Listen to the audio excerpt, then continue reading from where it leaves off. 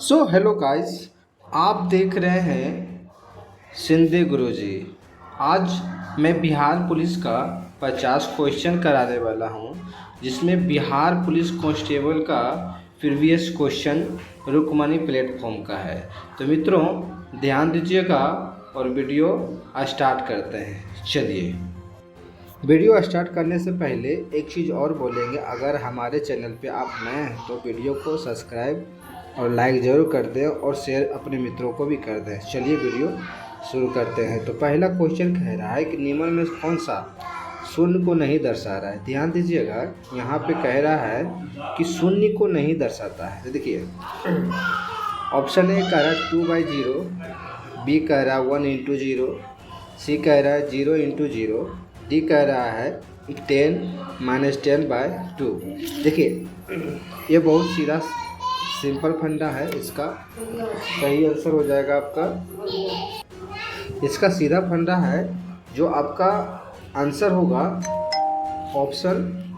Option A हो जाएगा, यानी 2/0। चलिए, दूसरा क्वेश्चन है आपका, पढ़ना शब्द किस प्रकार की क्रिया है। ध्यान दीजिए, यहाँ बोल रहा है पढ़ना शब्द किस प्रकार की क्रिया है। तो देखिए, पहला जो ऑप्शन कह रहा है आपका सकर्मक, बी कह रहा है द्विकर्मक, सी कह रहा है अकर्मक और डी कह रहा है इनमें से कोई नहीं। तो देखिए मित्रों, इसका सही आंसर हो जाएगा ए सकर्मक, जो कि ऑप्शन नंबर ए में है। तीसरा नंबर क्वेश्चन है, भारत में रबड़ का उत्पादन करने वाला अग्रणी राज्य है। ध्यान दीजिए, भारत में रबड़ उत्पादन करने वाला अग्रणी राज्य है।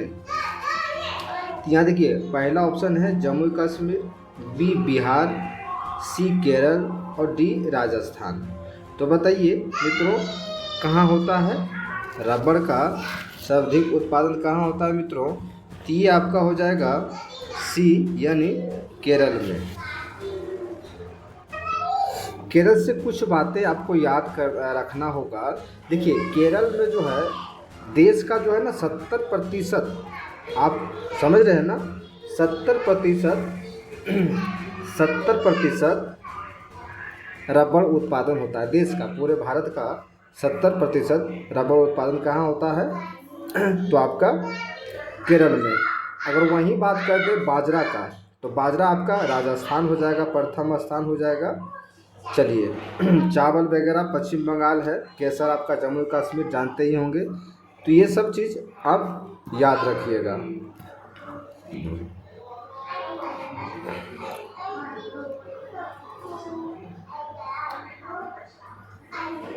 आपका 4 नंबर क्वेश्चन कह रहा है, परमाणु के केंद्र के चारों ओर इलेक्ट्रॉन बिना ऊर्जा खोए वृत्ताकार पथ पर घूमता है। यह किसने कहा। देखिए, ऑप्शन है आपका ए बोहर चैडविक, सी है रोएंटजेन, डी है आपका रदरफोर्ड। तो देखिए, इसका सही आंसर हो जाएगा option number A Bohr. 5 number question है, ए प्लस बी का होल स्क्वायर प्लस ए माइनस बी का होल स्क्वायर का मतलब क्या होगा। तो इसका सही आंसर हो जाएगा मित्रों ऑप्शन नंबर सी। फिर आपका कह रहा है कि किलोवाट आवर किसकी इकाई है। किलोवाट आवर किसकी इकाई है। तो मित्रों, इसका सही आंसर हो जाएगा डी ऊर्जा। अच्छा, शक्ति का क्या होता है, शक्ति यानी वाट। वेग का हो जाएगा मीटर प्रति सेकेंड। तुरंत का देख लीजिएगा। चलिए, भारत में प्रथम रेल टर्मिनल कब बनी थी मित्रों। देखिए, पहला ऑप्शन आपका है बांद्रा टर्मिनल, बी है बोरीबंदर टर्मिनल, छत्रपति शिवाजी टर्मिनल, थाने रेलवे स्टेशन। देखिए मित्रों, इसका सही आंसर हो जाएगा छत्रपति शिवाजी टर्मिनल। यह जो है 1996 में परिवर्तित या तो स्थापित किया गया था, यही होगा। चलिए, 8 नंबर क्वेश्चन कह रहा है, लार्वा का कुछ परिवर्तनों के जरिए वयस्क में बदलने की प्रक्रिया को क्या कहलाती है। प्रक्रिया क्या कहलाती है। देखिए, पहला ऑप्शन है वृद्धि, बी है कायांतरण और सी है ए और बी दोनों, इनमें से कोई नहीं। तो देखिए, इसका सही आंसर हो जाएगा कायांतरण, जो कि ऑप्शन नंबर बी में है।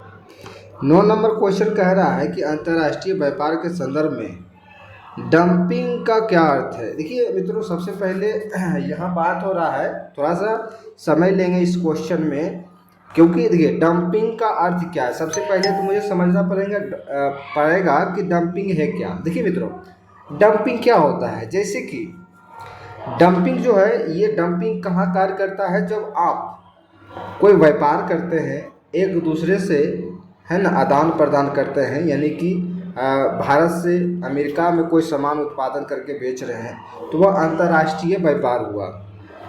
अच्छा, इससे एक चीज़ और है मित्रों कि अंतर्राष्ट्रीय व्यापार जो होता है, अंतर्राष्ट्रीय व्यापार ये कहाँ है मित्रों, अंतर्राष्ट्रीय व्यापार प्रशासन का मुख्यालय कहाँ है, तो वाशिंगटन सिटी में है। कहाँ है मित्रों, वाशिंगटन सिटी में है। अच्छा, डंपिंग का मतलब समझिए। देखिए आप स्टॉक मार्केट आप सुने होंगे, उसमें एक बूम होता है। बूम यानी कि उसमें क्या होता है कि ग्राफ बहुत तेज़ी से ऊपर चढ़ा, तो उसी तरह से एक डंपिंग है। डंपिंग क्या है कि जैसे कि मान लिया जाए आप कोई भी चीज़ जैसे मान लिया जाए कि आप कोई भी चीज़ से मान लिया एक बिस्कुट बनाए, आपका उसमें लागत जो है घरेलू लागत था 5 रुपया, आप हर चीज़ लगा के उसको 10 रुपया में बेच रहे हैं। वहीं पे है कि अगर आपका डंपिंग लग जाएगा ना, तो आपका जो है जो घरेलू लागत है उससे भी कम में आपको बेचना पड़ेगा। ये उसे हम डंपिंग कहते हैं। ये कहाँ होता है मित्रों, ये होता है अंतर्राष्ट्रीय व्यापार में। अच्छा, इसका अगर मान लीजिए हर व्यापार के साथ ऐसा होता होगा, नहीं। देखिए होता क्या है कि अगर इससे बचना है, अगर आपको डंपिंग से बचने के लिए आपको एक दो दो चीज़ें उपयोग करनी होती हैं। एक होता है टैरिफ, एक होता है कोटा। टैरिफ कोटा का मतलब मतलब कि आप अगर डंपिंग से बच रहे हैं, आपका मान लीजिए व्यापार अगर नीचे मतलब कि आपको बहुत ज़्यादा घटा देने वाला है, तब टैरिफ या कोटा का उपयोग कर सकते हैं। वैसे इसकी भी जानकारी आपको देंगे, बट ज़्यादा हो जाएगा, उतना बड़ा वीडियो सही नहीं लगेगा मित्रों। चलिए, तो आप समझिए कि इसका सही आंसर क्या होगा। तो इसका सही आंसर हो जाएगा मित्रों, उत्पादन की वास्तविक लागत से कम या उसके घरेलू बाजार के मूल्य के नीचे का कीमतों पर निर्यात करना। अब हो गया ना मित्रों, यहाँ पे आ गया ना सही। यहाँ पे है कि आप जो है सामान 10 रुपया बेच रहे थे, लेकिन डंपिंग लग जाने के बाद, अगर डंपिंग लग जाता है तो वो जो आपका उत्पादन था, जो घरेलू लागत लगा था, उससे भी कम में आपको, है ना, बेचना पड़ेगा। तो ये ऑप्शन नंबर सी हो जाएगा मित्रों। चलिए, क्वेश्चन नंबर है, बौद्ध धर्म का संस्थापक कौन थे। तो बौद्ध धर्म का संस्थापक कौन थे मित्रों, यह क्वेश्चन नंबर 10 है। देखिए, पहला ऑप्शन है महावीर, बी है गुरु नानक, सी है गौतम बुद्ध और डी है कबीर। देखिए, बौद्ध धर्म का संस्थापक समझ रहे हैं, गौतम बुद्ध है। गौतम बुद्ध की जन्म कब हुई थी मित्रों, गौतम बुद्ध की जन्म कब हुई थी। तो देखिए, इससे याद रखिए कि गौतम बुद्ध की जन्म 563 में हुई थी। कहाँ हुई थी मित्रों, ये हुआ था कपिल वस्तु में। कहाँ हुआ था, कपिल वस्तु में। कपिल वस्तु एक कपिल वस्तु के निकट कुछ लुम्बिनिया नामक का स्थान था, वहीं पे इनका कहाँ हुआ, तो लुम्बिनिया नामक स्थान पे, वहीं निकट में था। तो चलिए, क्वेश्चन नंबर 11 क्या कह रहा है। क्वेश्चन नंबर वैसे इसका अंग्रेजी में तो देखिए, give the correct antonym of the word pretty used in the above sentence. देखिए, इसका जो हो जाएगा मित्रों, सबसे पहले साइन मतलब क्या होता है, साइन मतलब चमकना होता है, और उंगली मतलब क्या होता है, उंगली मतलब डायरेक्ट इसका आंसर आपको बता देते हैं मित्रों। 11 नंबर क्वेश्चन का आपका हो जाएगा उंगली, जो कि ऑप्शन नंबर सी में है। 12 नंबर क्वेश्चन क्या कह रहा है, 12 नंबर क्वेश्चन कह रहा है कि भ्रष्टाचार को नियंत्रित करने के लिए भारत सरकार का कौन सा संगठन है। फिर से आपको बोलते हैं, भ्रष्टाचार को नियंत्रित करने के लिए भारत सरकार का कौन सा संगठन। तो देखिए, कौन सा संगठन है मित्रों, तो बताइएगा। देखिए, भारत सरकार का जो संगठन है, ऑप्शन ए में है, कह रहा केंद्रीय सतर्कता आयोग। क्या है मित्रों, केंद्रीय सतर्कता आयोग। तो इसका सही आंसर हो जाएगा, क्या होगा मित्रों, ये इसका सही आंसर हो जाएगा, इसका सही आंसर हो जाएगा आपका केंद्रीय सत्कर्ता आयोग, जो कि ऑप्शन नंबर ए में है। चलिए 13 नंबर क्वेश्चन कह रहा है कि परमाणु ऊर्जा प्राप्त करने के लिए निम्न में से किसका प्रयोग किया जाता है। क्या कह रहा है कि परमाणु ऊर्जा प्राप्त करने के लिए निम्न में से किसका प्रयोग किया जाता है, परमाणु ऊर्जा। तो देखिए इसका पहला ऑप्शन है कॉपर, यूरेनियम, कोयला, और ऑप्शन जो कि डी में है बॉक्साइट। देखिए क्वेश्चन नंबर 13 है मित्रों। देखिए इसका जो सही आंसर होगा, इसका सही आंसर हो जाएगा आपका, देखिए कोयला नहीं होगा, परमाणु ऊर्जा कोयला नहीं होगा, ऑप्शन नंबर डी बॉक्साइट भी नहीं होगा और कॉपर नहीं होगा। तो इसका हो जाएगा परमाणु ऊर्जा प्राप्त करने के लिए किसका प्रयोग, तो यूरेनियम हो जाएगा, जो कि ऑप्शन नंबर बी में है मित्रों। क्वेश्चन 14 कह रहा है कि वनों के वितरण को दिखाने वाला मानचित्र कौन सा है। तो सिंपल सी बात है, राजनीतिक तो होगा ही नहीं, भौतिक भी नहीं होगा मित्रों, प्रयोगात्मक भी ये भी नहीं होगा। इसका सही आंसर हो जाएगा थीमेटिक। क्या होगा, वनों के वितरण को दिखाने के लिए थीमेटिक हो जाएगा मित्रों, जो कि ऑप्शन नंबर सी में है। ये बहुत इजी क्वेश्चन है, आर्यभट्ट एक महान थे। ये हो जाएगा आपका खगोलीय शास्त्र एवं गणितज्ञ, जो कि ऑप्शन नंबर बी में है। मैथ का क्वेश्चन है मित्रों। यदि कह रहा है m/2 - 2 = 6 है तो m का मान क्या होगा।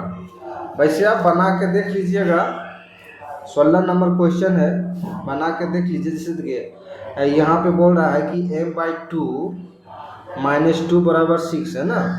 तो अब क्या करना है कि जैसे मान लिया जाए एग्जाम्पल के लिए, जैसे छोटा है, कोशिश करके देख लेते हैं। जैसे बोल रहा है कि m/2 - 2 और यहाँ क्या है बराबर 6 है। अब देखिए मान लिया जाए कि -2 है मित्रों, तो मान लिया जाए हम यहाँ से क्या करेंगे, इसको जोड़ देंगे, है ना। पहले हम इसको जोड़ देंगे और ये वाला जैसे m दे के ये वाला बराबर इधर ला के इसको हम प्लस में कर देंगे, तो आपका हो जाएगा जैसे कि n2 और 6×2 हो जाएगा 6×2 8, तो इधर हो जाएगा 2 इसको करेंगे ना। तो देखिए ये जब इधर कर देंगे मित्रों, जब बराबर को हम इधर कर देंगे तो /2 हो जाएगा बराबर में। इसके बाद ये वाला 2 यहाँ उतर जाएगा, ठीक ना, काहे की बाय में है, ये उतर जाएगा। इसके बाद इसको जो है ये दोनों को माइनस कर देना, 6 + 2 ये दोनों को माइनस जोड़ देंगे तो हो जाएगा 8। अब इसको गुना कर देंगे तो m बराबर हो जाएगा 16, जो कि ऑप्शन नंबर डी में है। ये सही हो जाएगा मित्रों, देख लीजिएगा, वैसे आप भी बना के। चलिए 17 नंबर क्वेश्चन कह रहा है कि अधिकरण कारक के चिन्ह हैं। अधिकरण कारक के चिन्ह, देखिए कारक के चिन्ह पहले आप ध्यान दीजिएगा। कह रहा है से, में, पर, का, के, की, को, के लिए। देखिए ये कह रहा अधिकरण कारक के चिन्ह। तो देखिए अधिकरण का चिन्ह जो होगा मित्रों, जैसे कह रहा उदाहरण में जैसे देखा जाए कारक के चिन्ह, तो इसका सही आंसर हो जाएगा में पर।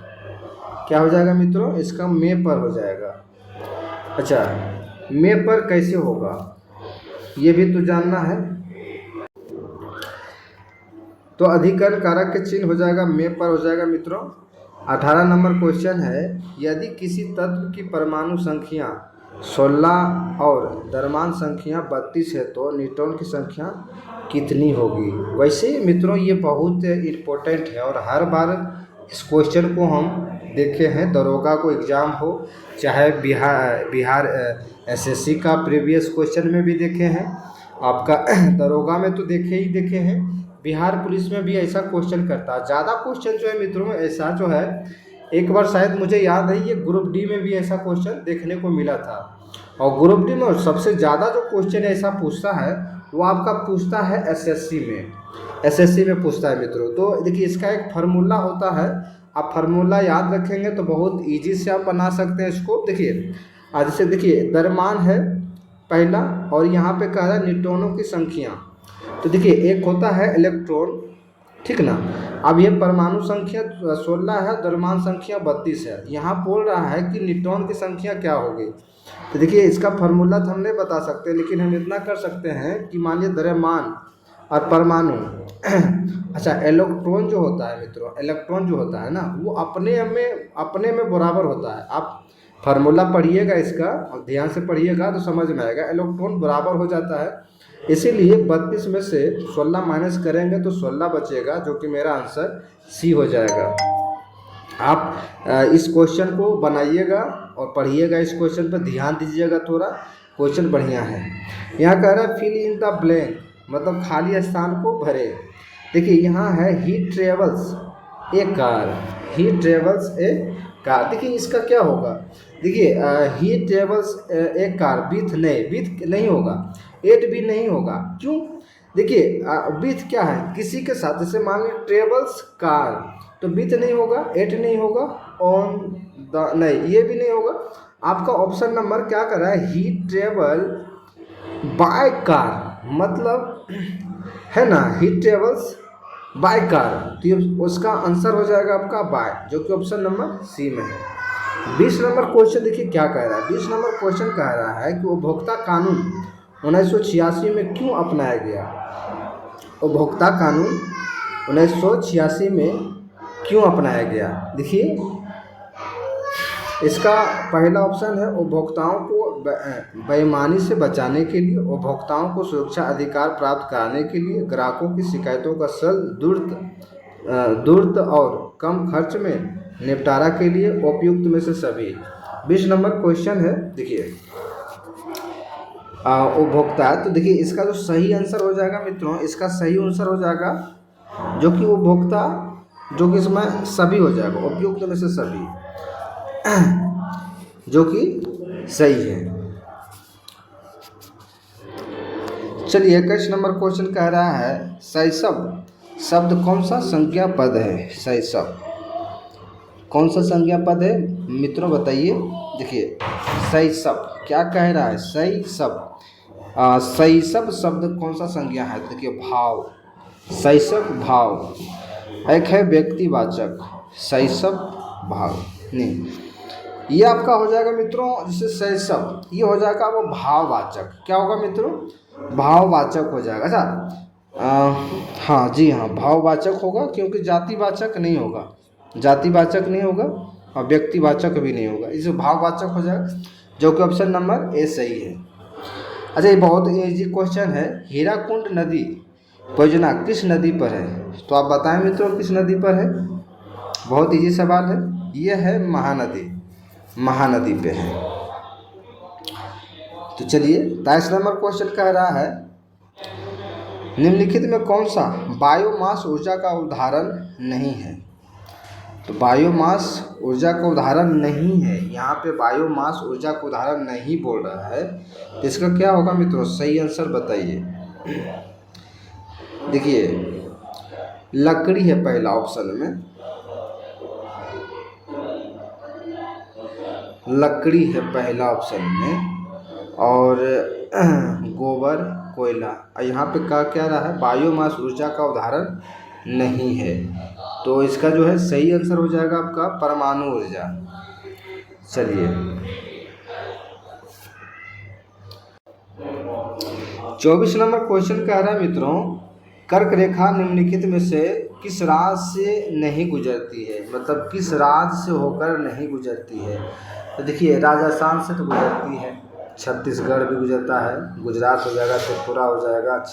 आपका 24 नंबर क्वेश्चन में कह रहा है कि किससे होकर नहीं गुजरती है, तो ये उड़ीसा से होकर नहीं गुजरती है मित्रों।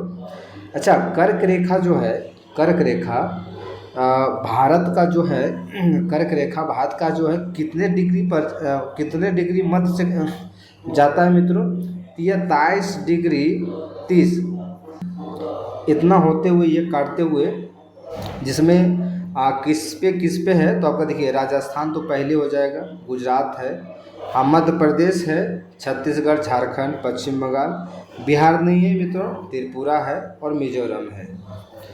तो चलिए वीडियो को आगे बढ़ाते हैं। ऑप्शन नंबर 25 क्वेश्चन नंबर 25 कह रहा है कि समीकरण V बराबर U प्लस AT का क्या जानकारी देता है।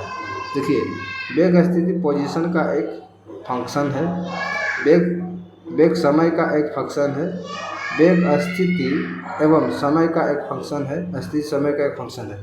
देखिए इसका सही आंसर क्या होगा मित्रों, तो इसका सही आंसर हो जाएगा जैसे कि देखिए V बराबर U प्लस AT जानकारी देता है, यानी कि वेग एक फंक्शन है, तो इसका सही आंसर हो जाएगा वेग एक, है ना, वेग एक फंक्शन है, तो इसका ऑप्शन नंबर बी हो जाएगा। 26 नंबर क्वेश्चन है, राजनीति कभी धर्म से अलग नहीं हो सकती, या किसने कहा। राजनीति कभी धर्म से अलग नहीं हो सकता, यह किसने कहा था। तो ऑप्शन है नेहरू, बी है जाकिर हुसैन, सी कह रहा है महात्मा गांधी, डी कह रहा है इंदिरा गांधी। देखिए इसका जो सही आंसर है, और सब लोग जानते होंगे इस क्वेश्चन को, तो यह जो है कहा था, यह कथन जो कहा था महात्मा गांधी द्वारा कहा गया था। किसके द्वारा कहा गया था मित्रों, महात्मा गांधी द्वारा कहा गया था। तो इसका सही आंसर हो जाएगा महात्मा गांधी, जो कि ऑप्शन नंबर सी में है। 27 नंबर क्वेश्चन कह रहा है लोकतंत्र का सबसे बुनियादी परिणाम है। लोकतंत्र का सबसे बुनियादी परिणाम देखो, नागरिक के प्रति जवाबदेही पहला तो कह रहा है, महत्वपूर्ण निर्णय लेना, शक्तिशाली शासन, इनमें से कोई नहीं। देखिए इसमें विचार करके आप बताइए मित्रों। देखिए लोकतंत्र का बुनियादी परिणाम नागरिकों के प्रति जवाबदेही, क्या ये सही हो सकता है। देखिए सिंपल सी बात है, यहाँ पे कह रहा है लोकतंत्र का सबसे बुनियादी परिणाम, तो देखिए नागरिकों की प्रति जवाबदेही। जी हाँ, अगर मान लिया जाए लोकतंत्र में क्या है, लोकतंत्र में हम किसी मंत्री को चुनते हैं ताकि हमारे नागरिकों को रक्षा प्रदान कर सके, है ना, उसकी जवाबदेही होगी, है ना, सरकार की जवाबदेही होती है नागरिकों की प्रति। तो यह आंसर सही हो जाएगा, जो कि ऑप्शन नंबर ए में है। 28 नंबर क्वेश्चन कह रहा है कि भारतीय अर्थव्यवस्था में परिवहन का सर्व प्रमुख साधन कौन है। क्या है, परिवहन में कह रहा है ना। देखिए पहला है राजमार्ग, दूसरा है जल मार्ग और रेलवे और एयरवेज। देखिए सबसे पहले क्वेश्चन एक दो बार कहीं पूछा गया था। देखिए भारतीय अर्थव्यवस्था में परिवहन का सर्व प्रमुख साधन क्या है। बहुत बढ़िया है क्वेश्चन, तो बताएं क्या है। ऐसे भी अगर देखिए भारतीय अर्थव्यवस्था कहें तो ये हो जाएगा राजमार्ग। क्या होगा मित्रों, राजमार्ग हो जाएगा। देखिए राजमार्ग जो है देश के कुल सड़क यातायात मार्ग की, है ना, 2.7%, लेकिन कुल यातायात लगभग 40% भार ढोती है राजमार्ग। अगर वहीं हम बात करें तो भारत में लगभग कुल राजमार्ग, वहीं बात करें कि भारत में कुल राजमार्ग की जो कुल लंबाई है वो है 1.40 लाख किलोमीटर, है ना। जिससे जैसे रेलवे द्वारा कोयला, लोहा, इस्पात, सीमेंट आदि खनिज तेल, है ना, उर्वरक, निर्माण पत्थर, धातु जैसे मूल्य उपयोग वस्तु को भार यातायात लगभग 90% पूरा होता है। तो इसका सही आंसर हो जाएगा राजमार्ग, जो कि पहला स्थान है। प्योधी शब्द निम्न में से किसका पर्यायवाची है। 29 नंबर क्वेश्चन है, यहाँ कह रहा है कि प्योधी शब्द निम्न में से किसका पर्यायवाची है। देखिए ऑप्शन है वारी, बी है समुद्र, सी है दूध और डी है अमृत। 29 नंबर क्वेश्चन। तो देखिए प्योधी, यहाँ पे क्वेश्चन का है प्योधी शब्द समुद्र शब्द का पर्यायवाची है, तो ये क्या हो जाएगा, तो ये आंसर हो जाएगा मित्रों प्योधी शब्द जो है समुद्र का पर्यायवाची शब्द है, जो कि ऑप्शन नंबर बी में है। 30 नंबर क्वेश्चन है, निम्न में से सही कथन। देखिए, तेल पानी में मिल जाता है। तेल पानी में मिल जाता है? बिल्कुल नहीं। स्टोन पानी में घुलनशील होता है? स्टोन यानी कोई पत्थर पानी में क्या घुल जाएगा? नहीं। पत्थर पारदर्शी और कांच अपारदर्शी होती है। चीनी पानी में घुलनशील है। देखिए मित्रों, यहाँ पे बोला कि सही कथन क्या है, तो हम क्या माने इसको सही कथन? बताइए, आप बताइए क्वेश्चन क्या होगा मित्रों इसका। सिंपल सी यहाँ बात है, यहाँ पे है तेल पानी में मिल जाता है, मिलेगा ही नहीं। कह रहा स्टोन क्या होता है? एक तरह से पत्थर होता है, तो वो पानी में घुलनशील है? नहीं है, बिल्कुल नहीं है, जो कि पूरी गलत है। ये पत्थर पारदर्शित और अपारदर्शित, बिल्कुल गलत बात है। हाँ, यहाँ पे अगर बोलता गलत कथन है तो ये सभी चीज़ें सही होता। ये तो बिल्कुल यहाँ सही कथन पूछ रहा है। देखिए, चीनी पानी में घुलनशील है, बिल्कुल हाँ, चीनी पानी में घुलनशील है, तो ऑप्शन नंबर डी हो जाएगा। 31 नंबर क्वेश्चन है, संयुक्त राष्ट्र सुरक्षा परिषद के अस्थायी सदस्य। आप जान रहे हैं कि अस्थायी सदस्य भारत नहीं है मित्रों। संयुक्त राष्ट्र सुरक्षा परिषद के अस्थायी सदस्य भारत नहीं है, ये आप जान रहे हैं। तो बताइए इसमें क्या होगा। हम बोल दिए हैं इतना कि भारत नहीं है। फ्रांस, रूस, जापान, चीन और भारत, बिल्कुल नहीं है। श्रीलंका, बांग्लादेश, फ्रांस, यहाँ तो ये पहले गड़बड़ा गया। सी कह रहा है भारत, पाकिस्तान, चीन, अमेरिका, श्रीलंका, यहाँ पे बिल्कुल गड़बड़ा गया। हाँ, संयुक्त राष्ट्र अमेरिका, रूस, यूके, फ्रांस और चीन। मित्रों, ये 5 ऐसे देश हैं जो संयुक्त राष्ट्र सुरक्षा परिषद के अस्थायी सदस्य हैं। तो याद रखिएगा, अमेरिका 1, रूस 2, यूके 3, फ्रांस 4, चीन 5। तो ये जो है संयुक्त राष्ट्र सुरक्षा परिषद के सदस्य हैं। भारत नहीं है, बांग्लादेश नहीं है, श्रीलंका नहीं है। ये बहुत ईजी क्वेश्चन था मित्रों, जो जानता था उसके लिए। अच्छा, जीएसटी लागू करने वाला पहला राज्य कौन सा? ये बहुत बहुत इंपॉर्टेंट क्वेश्चन है। बताइए, जीएसटी लागू करने वाला पहला राज्य कौन सा है? देखिए, पहला ऑप्शन है महाराष्ट्र, बी है असम, दिल्ली, तमिलनाडु। तो बताइए क्या है? 32 नंबर क्वेश्चन पूछ रहा है आपसे। देखिए, सिंपल सी बात है, जीएसटी लागू करने वाला पहला राज्य आपका असम है, जो कि ऑप्शन नंबर बी में है। तो जीएसटी लागू करने वाला पहला राज्य असम है। कौन है? याद कर ले, या जिसे याद नहीं है, क्योंकि बहुत इंपॉर्टेंट क्वेश्चन है, वेरी इंपॉर्टेंट क्वेश्चन है ये। 33 नंबर क्वेश्चन है, संस्कृत के जो शब्द मूल रूप से हिंदी में प्रयोग किए जाते हैं उन्हें कहते हैं। देखिए, पहला है ऑप्शन में तत्सम, बी है तद्भव, सी में कह रहा है देशज, डी कह रहा है इनमें से कोई नहीं। तो बताइए क्या होगा? इसका सही आंसर हो जाएगा मित्रों, 33 नंबर का सही आंसर हो जाएगा आपका तत्सम। क्या होगा? तत्सम, जो कि ऑप्शन नंबर ए में है। हिंदी साहित्य का सबसे प्रसिद्ध उपन्यासकार किसे माना जाता है? देखिए, महादेवी वर्मा, सुभद्रा कुमारी चौहान, दिनकर, मुंशी प्रेमचंद। आप बताइए, इतना इजी क्वेश्चन है। अब क्या करेंगे? ध्यान दीजिए, अब क्या करेंगे? इतना इजी क्वेश्चन आपसे पूछ दिया है, तो ये तो बहुत इजी क्वेश्चन है, ये अत्यधिक इजी क्वेश्चन है, इसको बताने से भी फायदा नहीं है। लेकिन जो नहीं जानते हैं उसको बता देते हैं। मुंशी प्रेमचंद, जो कि ऑप्शन नंबर डी में है।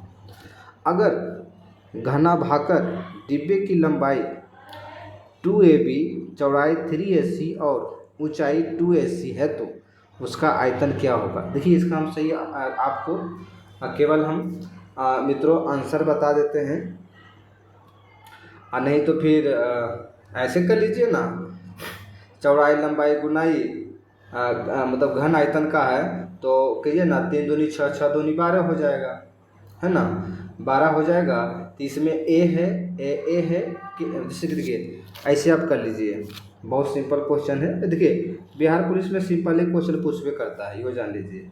चलिए, कोई भारी दे देगा आपको। देखिए, इसमें क्या है ना, कि देखिए पहला कह रहा है लंबाई, है ना, पहला क्या है यहाँ पे, पहला है लंबाई, दूसरा कह रहा है ना चौड़ाई, चौड़ाई कह रहा है, इसके बाद फिर कह रहा है ऊंचाई मतलब हाइट, ठीक है ना। तो अब क्या है कि जैसे सबको है तो आप उसी तरह से कर दीजिए ए बी इंटू, है ना, सभी को, तो सभी को कर दीजिएगा ना, तो गुना कीजिएगा तो 12 आ जाएगा। अब देखिएगा कि ए के वो है तो ए पर क्यू लगा दीजिए। अब देखिएगा ए तो ये है, अब देखिए बी सी के वो है बी सी, तो देखिए इसमें बी सी के वो अपने पता चल जाएगा। देखिए यहाँ पे ए सी है, यहाँ पे आपका सॉरी इसको मिटा देते हैं, तो देखिए यहाँ पे बी ए को है, यहाँ पे बी ए को है, फिर देखिए यहाँ पे 3 को है तो क्यू 3 को है ना। देखिए यहाँ पे ऐसे कीजिए तो क्यू देखिए 12 लिख के इसके बाद देखिए क्यू ए के वो है तो एक पर क्यू कर दीजिए, फिर आपका जो है बी के वो है तो आपका बी एक ही है तो इसीलिए हो जाएगा बी और सी और 2 कर दीजिए। इसका सही आंसर यही होगा, मतलब स्क्वायर होगा। तो इसका आप देखिए बताइए किस में है कौन सा, तो देखिए इसका जो सही आंसर हो जाएगा ऑप्शन नंबर 35 का ए हो जाएगा। चलिए 36 नंबर क्वेश्चन क्या कह रहा है। 36 नंबर क्वेश्चन कह रहा है दास कैपिटल पुस्तक का लेखक, अरे बहुत बहुत इजी क्वेश्चन, दास कैपिटल पुस्तक का लेखक, बहुत इजी क्वेश्चन है मित्रों। दास कैपिटल पुस्तक का लेखक बताइए, बताइए दास कैपिटल पुस्तक का लेखक कौन है, तो बताइए इसका दास कैपिटल। देखिए दास कैपिटल जो है आपका हो जाएगा कार्ल मार्क्स हो जाएगा मित्रों। दास कैपिटल का कौन सा हो जाएगा, कार्ल मार्क्स, जो कि ऑप्शन नंबर बी में है। अमरबेल किसका उदाहरण है, अमरबेल देखिए स्वपोषक है, परपोषक है, परजीवी है, इनमें से कोई नहीं। तो इसका सही आंसर हो जाएगा 37 नंबर क्वेश्चन है जो कि इसका हो जाएगा अमरबेल का, इसका होगा परजीवी। ब्रिटिश 38 नंबर क्वेश्चन, ब्रिटिश शासन के दौरान भारतीय हस्तशिल्पों के क्षय का प्रमुख कारण रहा है। तो देखिए इसका पहला है कम कीमत वाली मशीनों का विकास, भेदभावपूर्ण टैरिफ नीति, सी कह रहा है दोनों है ए और बी, और डी कह रहा है ना तो ए है ना तो बी है। तो बताइए इसका सही आंसर क्या होगा, तो इसका हो जाएगा, इसका हो जाएगा कम कीमत वाली मशीन का विकास, दूसरा है भेदभाव पूर्ण टैरिफ की नीति, जो कि ऑप्शन नंबर सी हो जाएगा। देखिए 39 नंबर क्वेश्चन है वसीय पदार्थ ज़्यादा खाने से, वसीय पदार्थ मतलब जिसमें वसीय पदार्थ ज़्यादा खाने से क्या होता है, मोटापा, वजन में कमी, उपयुक्त में से सभी, कमजोरी। अब क्या ही बताएं मित्रों, अगर आपका फेट बढ़ेगा वसीय चीज़ें खाएंगे तो आपका फेट बढ़ जाएगा, तो फेट बढ़ जाएगा तो ऑब्वियसली आप मोटा जाएंगे। तो इसका क्वेश्चन क्या हो जाएगा, ऑप्शन नंबर ए हो जाएगा, जो कि ऑप्शन नंबर ए में है, मोटापा। शिक्षा का अधिकार अधिनियम कब पारित हुआ था, शिक्षा का अधिकार अधिनियम कब पारित हुआ था, तो बताइए शिक्षा का अधिकार, ध्यान से पढ़िए और बताइए क्या होगा। 40 नंबर क्वेश्चन है। देखिए शिक्षा का अधिकार अधिनियम जो लागू हुआ था वो 4 अगस्त 2009 को हुआ था। कब हुआ था, अच्छा अगर हम बात करें 2009 को, शिक्षा अधिनियम 4 अगस्त 2009 को, इतना याद रखिएगा। अगर क्वेश्चन आ जाए शिक्षा अधिकार अधिनियम कब पारित हुआ था, तो देखिए कहिएगा 4 अगस्त 2009। अच्छा केमा संविधान संशोधन था भाई, तो 86वां संविधान संशोधन के तहत।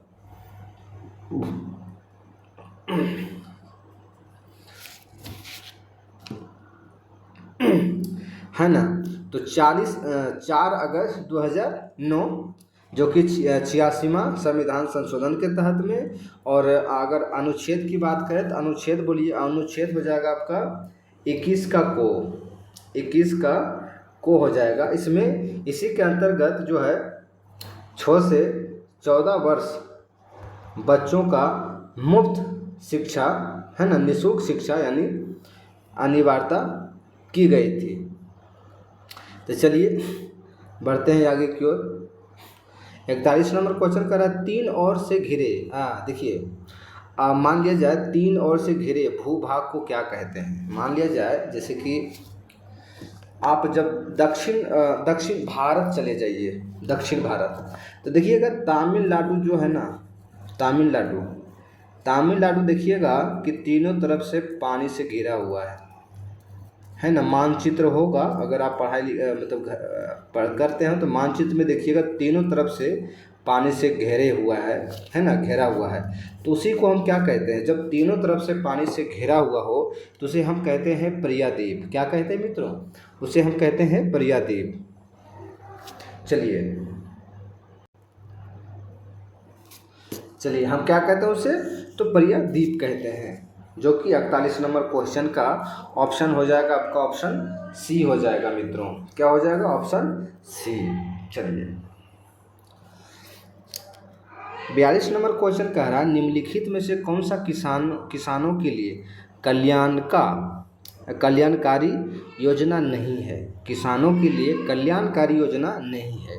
तो किसान क्रेडिट कार्ड योजना, SHG बैंक लिंकेज कार्यक्रम, राष्ट्रीय कृषि बीमा योजना, कर्मचारी रेफरल बीमा योजना। तो बताइए इसका सही आंसर क्या होगा। तो ये हो जाएगा आपका, देखिए किसान क्रेडिट कार्ड अभी चला है, जो कि जो PM किसान का फ़ायदा उठा रहे हैं उसे किसान क्रेडिट कार्ड मिलता है, KCC, जिसे हम KCC का योजना कहते हैं। अच्छा ये क्या है,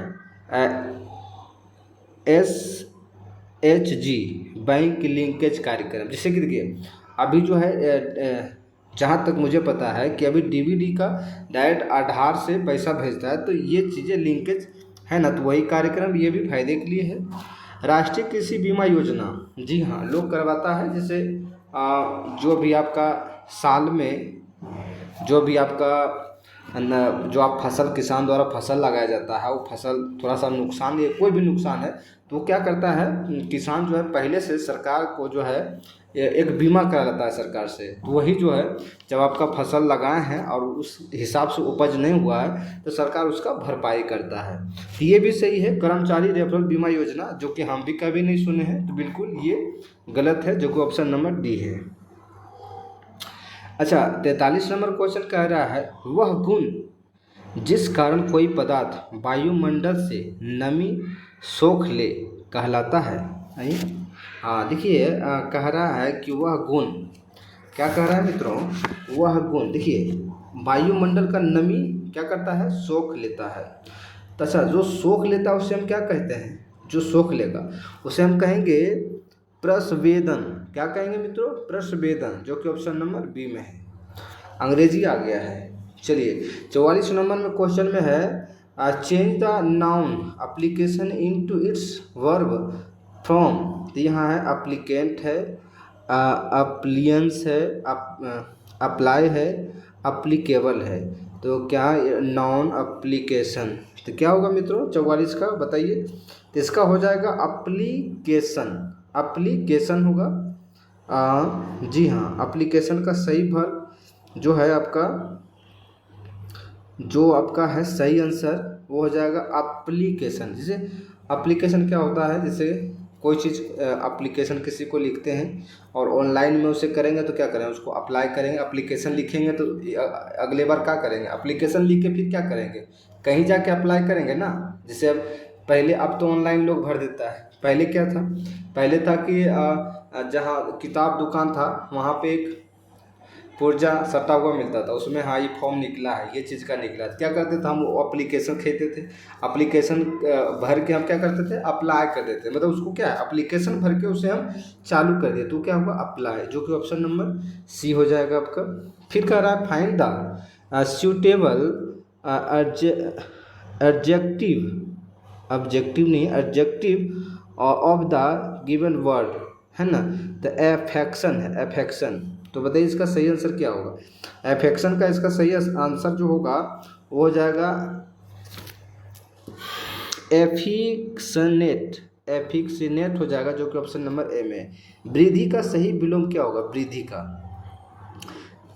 बहुत इजी है, वृद्धि का क्या होगा, विलोम कह रहा है तो सिंपल सी बात है, वृद्धि का वृद्धि है तो क्या होगा बताइए। 46 नंबर क्वेश्चन सिंपल सी है, वृद्धि का विलोम तो क्या होगा, क्षय हो जाएगा। 47 नंबर क्वेश्चन है fill in the blank with suitable gerund. Gerund है मित्रों, जराउंड। तो यहाँ पे कह रहा है आई एम एवर्ज टू, क्या होगा, drink, drink, B drink, drinking. तो बताइए 47 नंबर क्वेश्चन क्या होगा। तो इसका सही आंसर हो जाएगा ड्रिंकिंग, जो कि ऑप्शन नंबर डी में है।